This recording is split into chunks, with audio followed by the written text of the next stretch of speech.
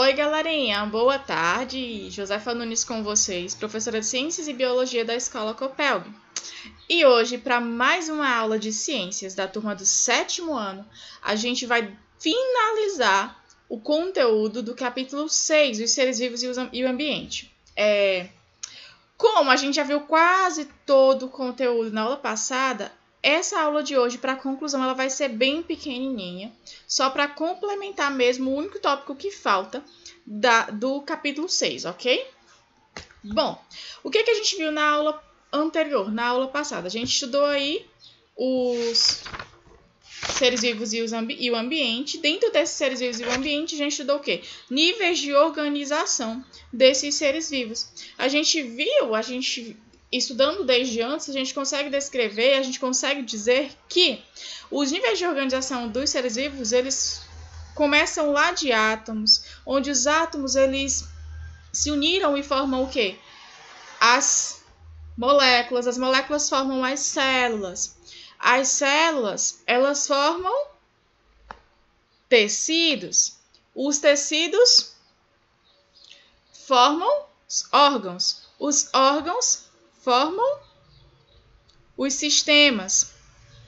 Os sistemas formam o organismo. Os organismos, eles tendem a formar espécies. Espécies, elas formam populações. Populações formam comunidades biológicas. Essas comunidades biológicas, elas formam ecossistemas. E o conjunto de ecossistemas do planeta, eles formam a biosfera, ok? A gente parou no tópico de comunidade. A gente começou a estudar o quê? A gente finalizou dizendo que as comunidades, elas interagem com os fatores abióticos de determinado ambiente. E que essas comunidades, elas também podem interagir entre si, ok? E aí, se a gente for considerar, digamos, que uma determinada área, a gente pode dizer o quê? A gente pode dizer que o conjunto que é formado por aquela comunidade e os fatores abióticos, onde nelas se encontram, junto com as interações que ocorrem entre essas comunidades e esses fatores abióticos, entre essas comunidades, entre si, formam aí um ecossistema. E diante disso, dessa complexidade de interação, a gente pode dizer o quê? Que existe vários tipos de ecossistema, dependendo da escala que a gente for utilizar, dependendo da categoria que a gente for utilizar. Quando eu digo o seguinte, que determinada mata, que uma floresta é considerada um ecossistema. Só que eu posso dizer, eu estou dizendo algo amplo, uma floresta, mas eu posso dizer também que uma única planta daquela floresta pode ser considerada um ecossistema. Em uma única planta, vocês podem encontrar outros seres vivos, vocês podem encontrar fatores não vivos, vocês encontram interações com água, com o solo, então eu posso dizer que ali é um ecossistema. Entende a situação? E diante disso também eu posso dizer que, diante da interação de uma planta com outros seres vivos, eu posso dizer que, dentro de uma comunidade, os seres vivos, eles podem interagir entre espécies distintas, diferentes entre si. Olha como é interessante, olha como é legal. Eu posso dizer também, digamos assim, que em um único ambiente eu posso ter vários ecossistemas, como por exemplo o que a gente viu na aula anterior. Lá na área A, ali a gente tinha campo, a gente tinha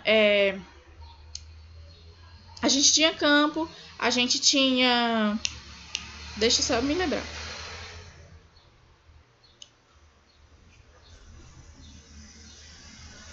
A gente tinha paisagem, a gente tinha floresta, a gente tinha campo. Então, dentro de uma única área, eu posso citar vários ecossistemas, vários ambientes, digamos assim. E aí eu posso dizer também que a biodiversidade, ela engloba diferentes níveis de organização. Vamos focar nisso aqui, a biodiversidade, em englobar vários níveis de organização. O estudo sobre biodiversidade, eles consideram alguns atributos como sendo a composição nos diferentes níveis.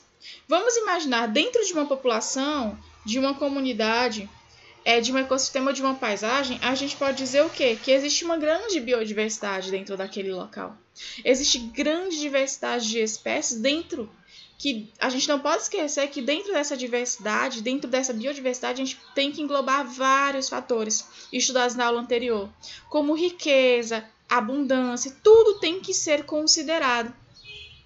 E aí eu torno a dizer que dentro desses ambientes, eu posso dizer que eu tenho uma grande biodiversidade. Ok.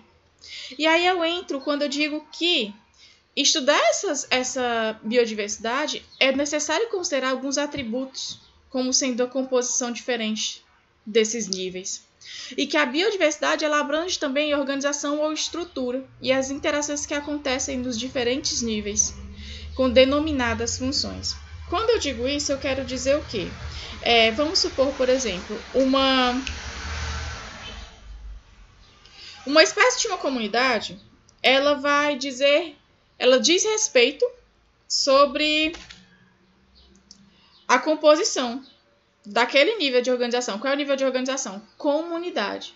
Se eu tenho a determinada comunidade, a Copelg, as espécies que estão ali dentro da Copelg, as espécies eu poderia citar as turmas, eu poderia dizer que é a composição.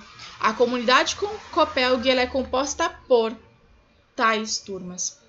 E aí eu chamo vocês aqui para esse esquema, voltando para a biodiversidade, onde ela tem que ser incorporada, tem que estar dentro dessa biodiversidade a composição, a estrutura e a função. E aí a gente foca para cá. Olha, composição. A composição é a descrição do ambiente estudado. Vocês vão descrever. Por exemplo, quem são os indivíduos? Quem são as turmas? Como é que é formada a escola? Como é que é formada a paisagem?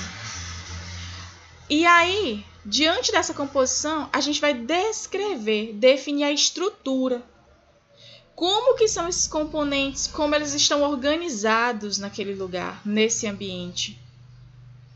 Por exemplo, os indivíduos estão organizados em população ou em comunidade?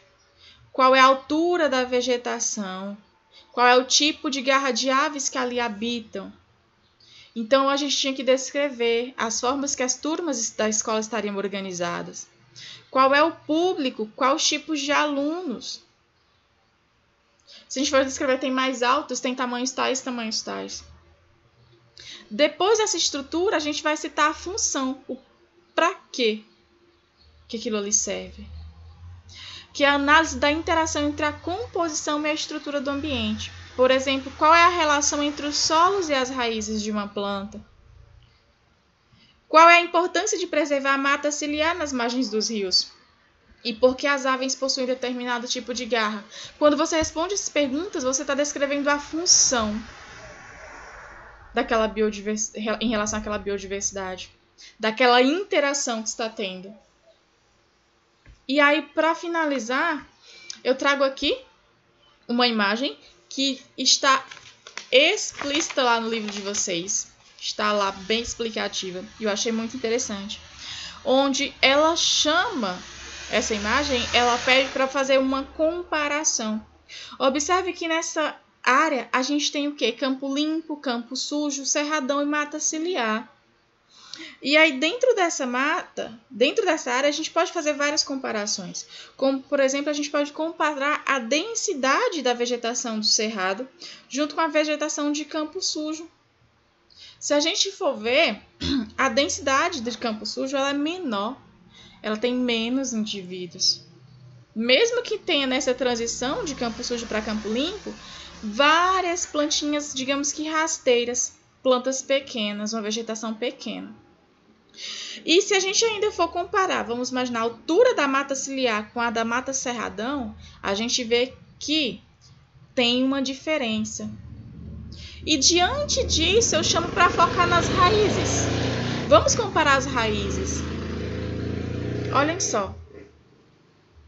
As raízes da vegetação de mata ciliar, ela é totalmente maior, diferente, digamos assim, em tamanhos, em profundidade da vegetação de cerradão para a vegetação de campo sujo.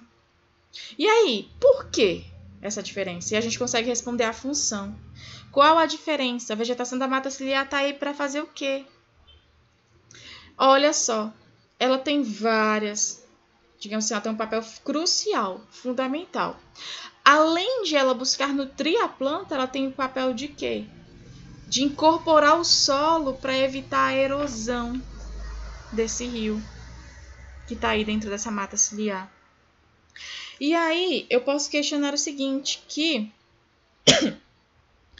as outras características, vamos supor, definir plantas altas, plantas baixas, a gente está definindo a estrutura. À medida que a gente diz que nessa área tem campo limpo, campo sujo, cerradão, mata ciliar, a gente está definindo que é a composição dessa área, desse ecossistema. E quando a gente define o papel das raízes, a gente define a função. Claro que é importante lembrar que aqui a gente está no foco na vegetação, mas a gente tem que ver que dentro dessa área existe ainda uma biodiversidade maior. Aí com certeza tem animais. Então isso já aumenta a riqueza e a composição desse ambiente. Então hoje a explicação que faltava para fechar o conteúdo era só esse tópico. A gente termina o conteúdo do capítulo 6 aqui. Eu quero deixar as atividades. Essas atividades, elas serão validadas somente na próxima semana. Eu passo no grupo para vocês e vou deixar um aviso na plataforma das datas de entrega, ok? Estudem. A atividade do Eureka na plataforma já está disponível no capítulo 6 também. Respondam. E até a próxima. Beijos!